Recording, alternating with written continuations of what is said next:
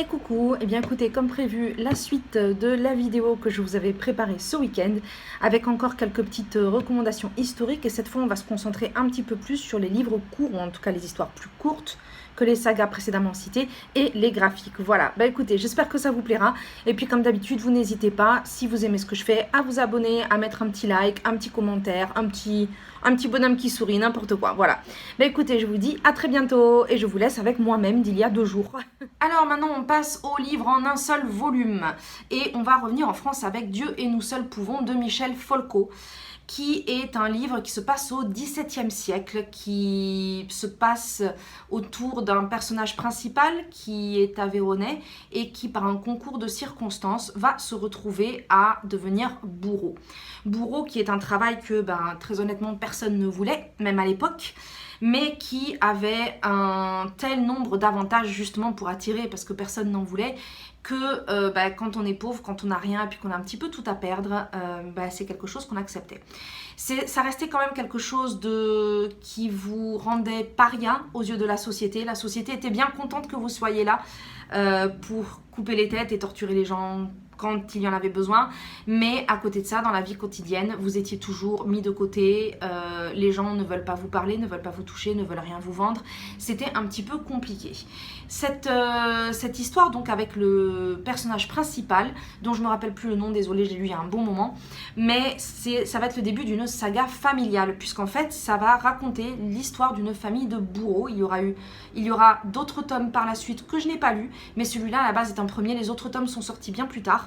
On va donc découvrir grâce à lui toute cette condition de vie de bourreau, comment la justice se passait à cette époque-là, comment les ordres étaient émis, comment est-ce qu'on traitait les bourreaux, comment est-ce qu'on traitait les victimes, comment la société réagissait vis-à-vis des uns et des autres, surtout qu'à l'époque les exécutions étaient publiques, et en même temps comment ça va évoluer dans le temps, puisque c'était quoi son nom, Justinien Trouvé, je crois. À moins que je confonde avec un autre bouquin, mais il me semble que c'était Justinien Trouvé. Donc après vérification, c'était bien Justinien Trouvé. Et j'ai plus de mémoire que ce que je ne pensais.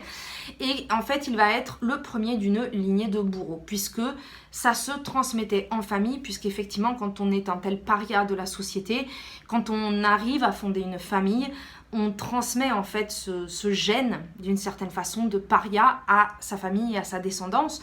Donc d'une certaine façon, ils sont déjà préparés pour pouvoir faire la suite. Voilà. Et c'était une histoire qui était hyper intéressante, puisque c'est quand même quelque chose dont on n'entend pas souvent parler. On entend toujours parler des bourreaux en tant que personnes sur le côté d'une scène, on va dire.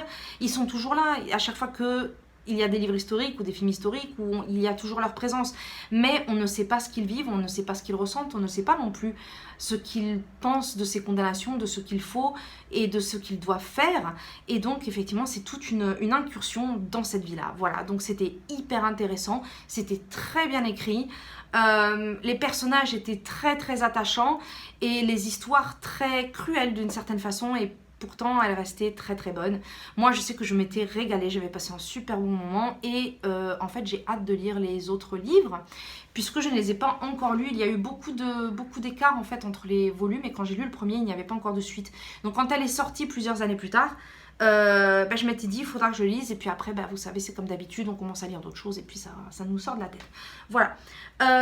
Autre livre, pas très joyeux non plus au niveau de la thématique, mais qui reste un excellent livre, mais dur à lire.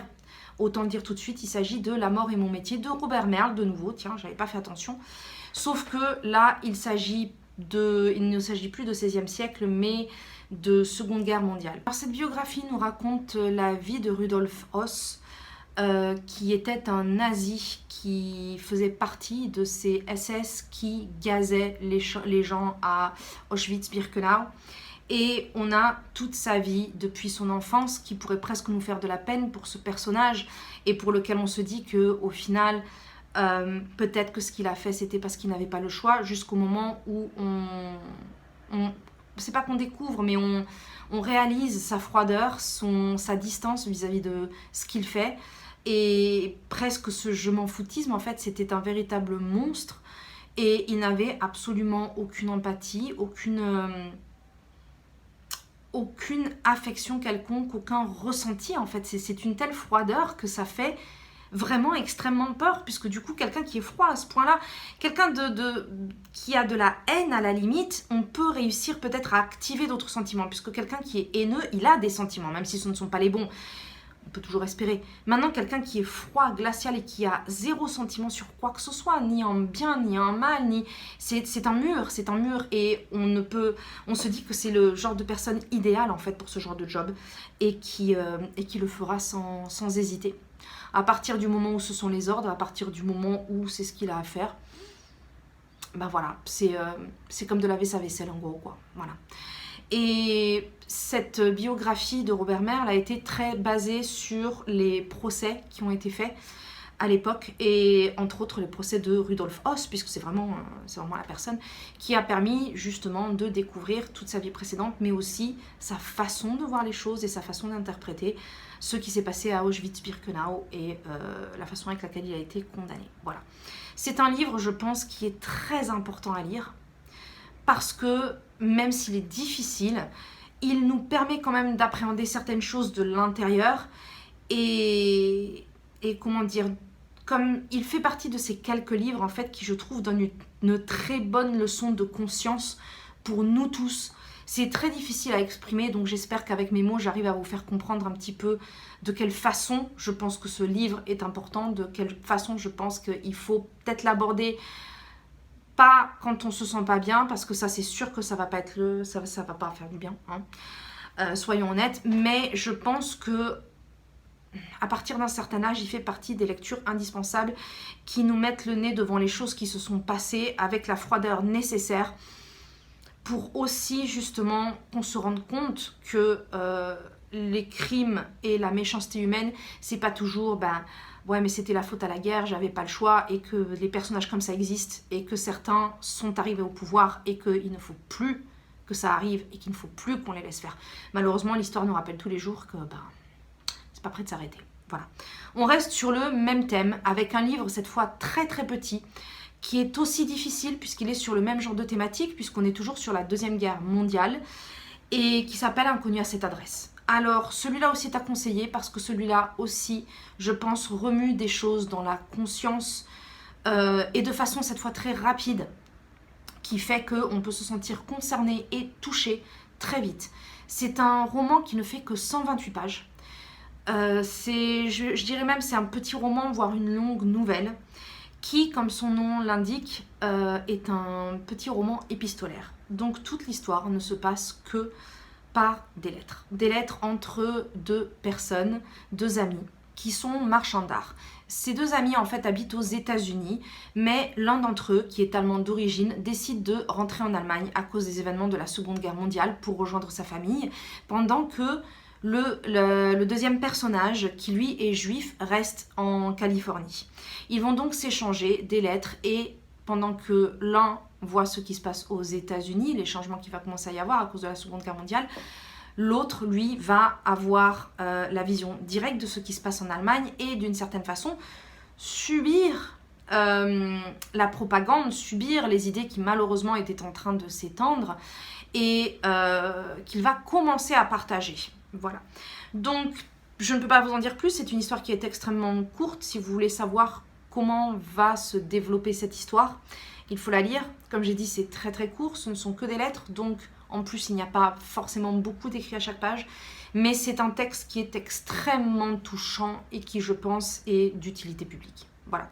Encore une fois, à ne pas lire quand on est déprimé.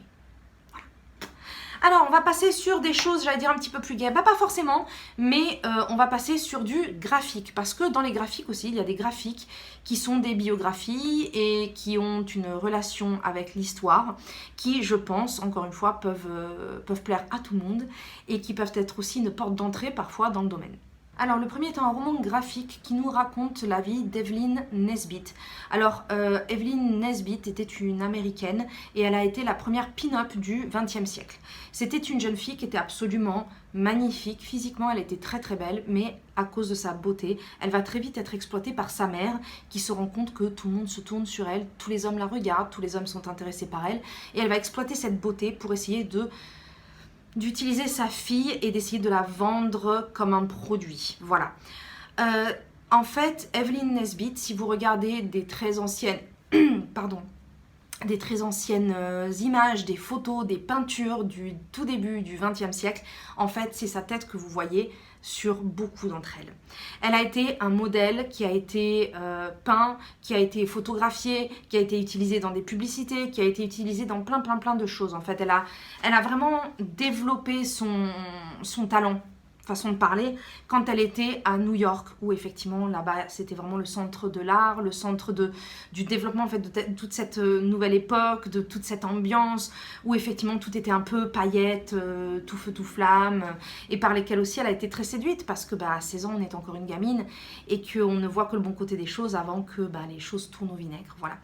Donc cette bande dessinée nous raconte la vie de cette femme. C'est très bien raconté, autant malheureusement la façon avec laquelle elle a été exploitée par sa mère, sa vie jusqu'à sa mort.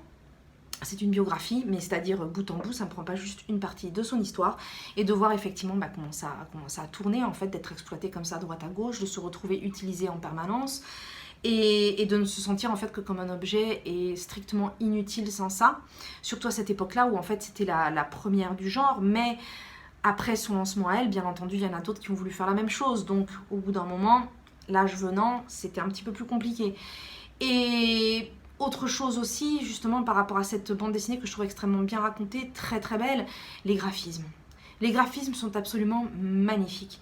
C'est une histoire qui se passe à la belle époque et les décors, la façon avec laquelle c'est représenté, en fait, ça ressemble à un mélange entre des peintures de Van Gogh et de Monet, en fait, directement sur la page. Chaque page a un style plus ou moins différent, une colorisation différente.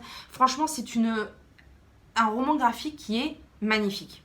Magnifique à tout point de vue. L'histoire est intéressante, les graphismes, j'ai même du mal à le dire, les graphismes sont sublimes, voilà. Donc sincèrement, moi, elle m'avait beaucoup marqué, et du coup, après ça, j'ai essayé d'en trouver d'autres de cette autrice, Nathalie Ferlu, je ne sais pas si je l'ai citée, et j'avoue que pour l'instant, j'ai adoré tout ce que j'ai lu d'elle.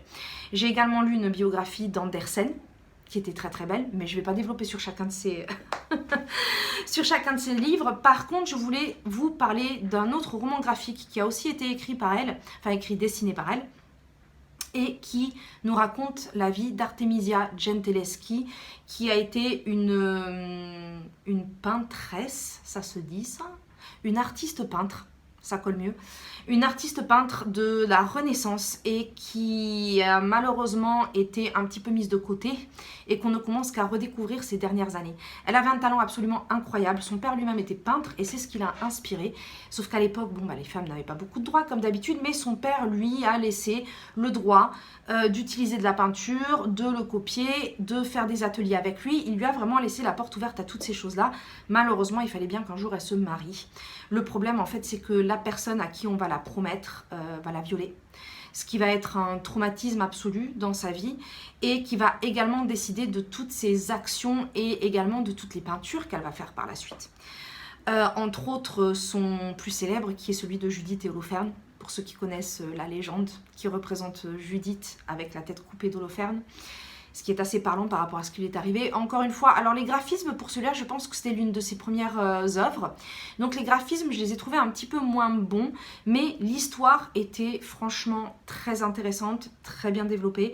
C'était très intéressant de voir l'histoire de cette femme et à quel point, malgré ce qui lui est arrivé, malgré la position des femmes à l'époque, elle ne s'est pas laissée bouffer, elle ne s'est pas laissée marcher sur les pieds, et que malgré ce qu'on lui a imposé, ce que la société lui a imposé, elle-même, elle a quand même fait ce qu'elle a voulu. En même temps, parce que malheureusement, elle ne pouvait pas se débarrasser de la totalité de ce que la société voulait lui mettre sur le dos, mais elle a d'une certaine façon pris sa revanche. Elle a fréquenté les plus grands peintres, les plus grands milieux, elle s'est faite connaître, et puis l'histoire lui a un petit peu mis un coup de pied et l'a mise de côté jusqu'à seulement quelques années, ou en tout cas pendant la deuxième moitié du XXe siècle. Je ne sais pas exactement quand est-ce qu'elle a vraiment été redécouverte, mais c'est quelqu'un qui est resté assez inconnu jusqu'à récemment. Voilà, donc en tout cas une histoire très, très intéressante à connaître, surtout quand on aime l'art, si on aime la Renaissance aussi bien sûr, mais là c'est vraiment très très axé sur l'art. Un autre dont je voulais vous parler, il s'agit, celui-là est vraiment très connu, il s'agit de Persépolis de Marianne Satrapi. Persépolis qui est une autobiographie Est-ce qu'on peut qualifier une autobiographie d'historique? Je ne suis pas sûre justement parce que normalement, quand c'est historique, ça veut dire que ça a été écrit par quelqu'un à une époque différente. Je veux quand même en parler vite fait parce que Persépolis est une fenêtre ouverte sur l'histoire récente de l'Iran. Oui, désolée, ça a changé un petit peu parce que, eh bien, mon téléphone a fait des conneries et en fait, il m'a éjecté une partie de ce que j'avais enregistré. C'est pas grave, après c'est de ma faute, j'aurais dû vérifier tout de suite effectivement plutôt que juste la longueur et de voir qu'une bonne partie était noire.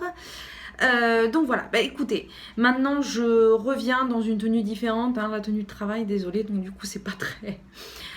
pour vous parler quand même de ce qui a été enlevé, puisque je voulais effectivement vous parler de Persépolis, qui est, je pense, très parlant et qui permet de mieux comprendre la situation de l'Iran aujourd'hui, puisqu'en fait, Marianne Satrapi nous raconte sa vie, son enfance en Iran, sa jeunesse en Iran, et ensuite quand elle va venir déménager en France pour ses études et puis pour travailler, avant de se faire naturaliser, et effectivement donc les conflits, ces conflits mentaux et psychologiques vis-à-vis de sa vie en Iran, de sa vie en France, et sa vie en Iran qui déjà l'oppressait énormément. Elle reprochait déjà beaucoup ce qui se passait à l'époque, et en fait, effectivement, elle a vu le retour des talibans, le retour de toutes ces règles complètement absurdes, bien entendu toujours vis-à-vis des femmes, hein. Bon, les hommes aussi un minimum, mais c'est vrai que... Et du coup, je pense que c'est très intéressant, surtout d'autant plus avec ce qui se passe en Iran ces derniers temps, pour mieux comprendre la situation, pourquoi est-ce que les gens se révoltent à ce point-là, pourquoi est-ce qu'il a suffi d'un détail, entre guillemets, hein, mais pour vraiment faire péter la soupape et pour que les gens commencent à vraiment se révolter à ce point-là, ce qui n'était pas vraiment arrivé avant, ou en tout cas pas de la même façon. Donc c'est vrai que je pense que c'est une histoire vraiment très parlante. Je dis histoire, mais c'est quelque chose de vrai. C'est une histoire qui a autant d'humour que de moments touchants et qui, je pense, encore une fois, nous permet de mieux comprendre le monde dans lequel on vit et de mieux comprendre en fait parfois ce qu'on voit aux infos. Autre aspect important, je pense que nous rappelle aussi cette bande dessinée et les événements actuels, c'est que on a de la chance, nous, d'être nés dans un pays comme la France, ou en tout cas d'être nés dans des pays soi-disant développés, soi-disant riches, etc. Puisque c'est vrai que déjà... Excusez-moi. il y a eu de la publicité avec un mégaphone à l'extérieur, mais ça m'a fait sursauter parce que je m'y attendais pas, puis il est un petit peu tard quand même. Ce sont les aléas de la vie japonaise. Bref. Donc, du coup, je ne sais plus ce que je disais. Voilà, je suis paumée. Et du coup, c'est un petit peu cassé le sérieux de mon petit discours. Mais en fait, non, ce que je voulais dire, je pense qu'il est quand même assez logique, mais que malheureusement, il faut qu'on se rappelle à nous-mêmes, c'est que le fait d'être né dans un endroit qui est privilégié en soi ne veut pas dire qu'on ne peut pas repartir en arrière. Et il y a malheureusement des droits qui nous semblent acquis, mais tout peut être effacé, tout peut être annulé. Il suffit juste d'avoir des gens au gouvernement, des gens qui en fait peuvent, eux, changer certaines choses pour le pays et qui ont envie de rétrograder. Et ça, c'est quelque chose que l'on voit ces derniers temps, entre autres aux États-Unis avec l'avortement. Enfin, il y a pas mal de cas. Donc, il faut faire attention et surtout ne pas rester sur ses acquis en se disant « maintenant on est tranquille, ça ne changera plus ». Malheureusement, on ne sait jamais. Voilà. Sinon, je voulais aussi vous parler d'une autre bande dessinée qui, elle, est une biographie. Encore une fois, c'est beaucoup dans la biographie, en fait. Et encore une fois, ça reste dans l'art. Puisque cette fois, je vais parler de Gauguin. Alors, il y a eu pas mal de romans graphiques et de bandes dessinées qui sont sortis sur Gauguin.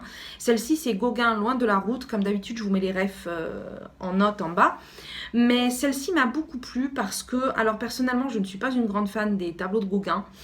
Je trouve ça sympa, mais sans plus, disons que ce n'est pas le genre de peinture devant lequel je m'émerveille.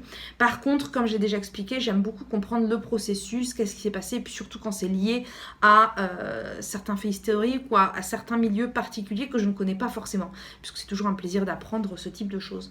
Là, en fait, cette œuvre se concentre sur les dernières années de Gauguin qu'il a passé aux Marquises et qui nous permet de découvrir non seulement l'œuvre du peintre, mais également ses travers. Bon, c'était quelqu'un qui était très penché sur l'alcool, les femmes, le jeu, enfin beaucoup de choses comme ça, et qui en même temps était quelqu'un d'étrangement misanthrope, donc qui n'aimait pas du tout les gens, et qui aimait sa tranquillité, qui aimait être tout seul, mais qui du coup avait des problèmes psychologiques, hein, comme beaucoup de peintres et comme beaucoup de...